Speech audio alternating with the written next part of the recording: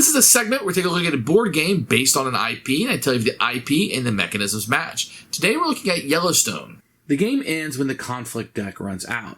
If there are any conflicts at the Dutton house, which is here in the center, then you would lose the game. If there are no conflicts here, when the conflict deck runs out, then you win the game. Very simple.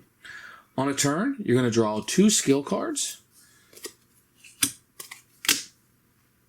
You're going to roll the conflict dice. At the beginning of the game, you're going to roll just the 2 white dice. If you've gone through the skill deck once, then you would start rolling the red one, which kind of speeds the game up. If you roll a yellow, you're going to draw another skill card. And if you draw an east or west, you're going to put another conflict card out. West is on this side, so this will scoot down, and a new conflict will come out. On your turn, you can do one of 3 things. You could move your character to a location with a conflict, and then you would attempt to defeat the conflict. The conflict will take 7 grit cards, 3 wits, and 6 luck. The second action you can do is you can go to a location and you can perform it.